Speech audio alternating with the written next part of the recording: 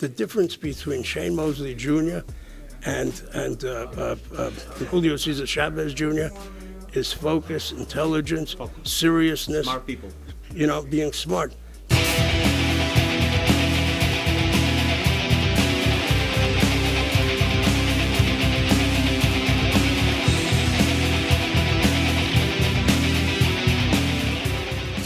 There's no boxing, and let me share this with you.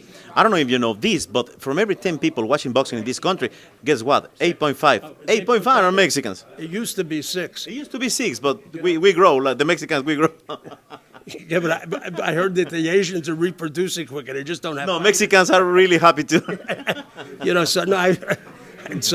Look, I've known Oscar, like I said, 2 days after he won the Olympics, he was on the stage at Garfield High, which was his high school. Yeah. I did a 2-hour special for CBS on education, and I put him on the stage. He was on the stage with Boyz II Men, then Robin Williams, Schwarzenegger. He was just a young kid. Yeah. So I've gone back with him to 1993, 92, something like that, maybe even before that. No, 93, I guess, right after the Olympics, 92. After the gold medal. Yeah, after he got the gold medal. That was his first time on television besides boxing. Okay. And, and I was there when he did the first Mosley fight he did. Yeah. And I've been at almost all his fights. And doing business with him and Gomez is always a pleasure. Richard Chapin, not so much. But these guys, look what they built. You know what I mean? Look at this. No, it's crazy. It's not an accident. It's no. It happens for some reason. Let me finish with this, sir, because you need to share with us, because one of the best singers ever, it was your wife, Helen Reddy. Tell me something about it. Well, she had, it took me 5 years also. It took me 5 years to sell the boxing show. It took me 5 years to get her a record deal. Okay. There's a movie coming out. It'll be out probably sometime this summer called I Am Woman. The guy who plays me in the movie is a guy named Evan Peters, who was the star of American Horror Story. And so the movie, I sold them the rights to my life from 66 to 83, or as I say to Jeff Wall, cocaine years. Okay. I've been clean since 86. Yeah. But it was crazy then. And nobody wanted, and they thought I Am Woman would end her career. The male disc jockeys and program, they didn't want to play that. As they said, that women's lib crap, you know what I mean? Yeah. And I believe half the world is women. And so she wrote that song, and it became an anthem to this day. Yeah. And she wound up with 11 platinum albums in America. Awesome. And probably she sold records in 51 countries. We went all over the world. And she probably accumulated between all the countries 51, 52 gold and platinum albums, and became legendary. And she's retired now. She's in a motion picture home. Yeah. She has dementia, unfortunately. We married 18 years. I met her on a Friday. I married her Tuesday. And 18 years, 2 children. We got a 57-year-old daughter and a 47-year-old son. Nice. And my current wife, I have my daughter will be 22 next month. She came down here. I saw her, yeah. Yeah, and I'll tell you a quick funny story with her and Oscar.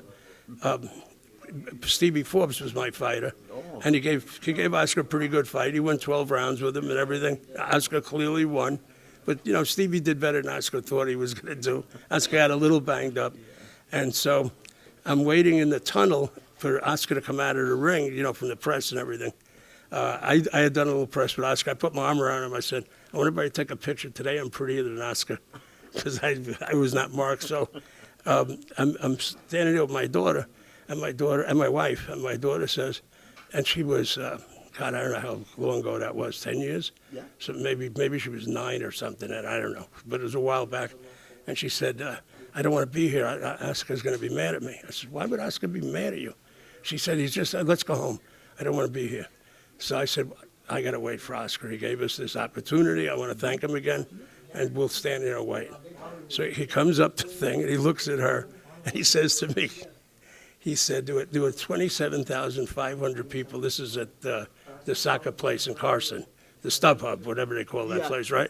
StubHub, now he's digging the hill. Out of the 27,500 people, there were 27,000 Mexicans rooting for Oscar de la Hoya, and 500 people probably didn't even know why they were there, okay? I mean, that's the truth. And so the crowd was Oscar, the whole thing. He said to me, all I could hear is a little, and my daughter was standing by the apron. Yeah.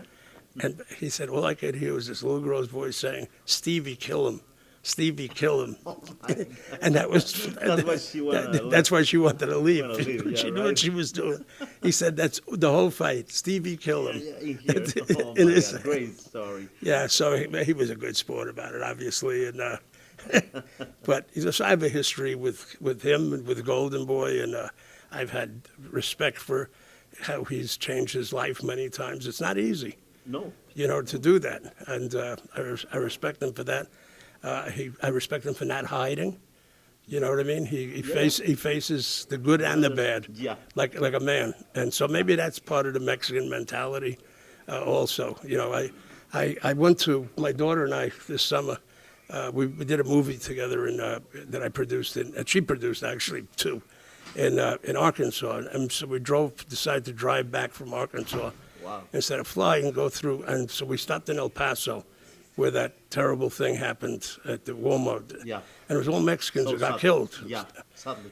And it was, to me and my daughter, that was the first time, besides the fact it actually made us cry to see what was going on, that we got there a few days afterwards when it was fresh. And I thought to myself, it's the first time between Trump, this asshole, you'll excuse me saying that, No, that's and what happened there. I felt like apologizing to every Mexican for Yeah. being a white guy. Yeah. And want to say, I have nothing to do with Trump, man. I've spent time in Acapulco and Cancun, in all over Mexico, Puerto Vallarta. Beautiful places. Yeah, Mexican Cabo. People is good. Too. Yeah, the people is good. I always had a good time. It was one of my favorite vacation places. I never had a bad day. I'm in business with Mexicans. They're the hardest working people. Everybody that I employed, their kids did better. Wow. They did. I just hardworking people. I've never run into people who, and all immigrants. My great grandparents came here, 1885, with 10 children. Nothing. They lived in 2 rooms with 10 children. Crazy. It's hard to have sex with 10 children in 2 rooms, but God.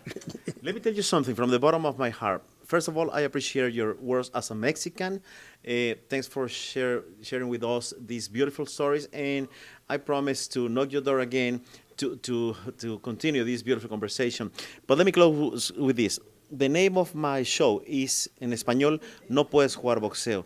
It means you cannot play boxing because you can play soccer, baseball, golf, whatever. no, that's great. What do you think about the name that I put on my think show? That's a fabulous name because it's no joke. Yeah, no a joke. guy is getting up there knowing he's going to get punched in the face and the stomach and whatever else. It's not a play. You get hit. No, it's not. And the other thing that I don't know that most people realize is that of all the athletes, football, baseball, basketball, all of them, the fittest athletes on the planet are boxers. You put those gloves on for 3 minutes. Everybody, 3 minutes. That's a tough 3 minutes because in the other sports, nobody's punching your back like that. Number one. Yeah. Number two, you can't rest. Yeah. You can't. You got to be. There's no So, time.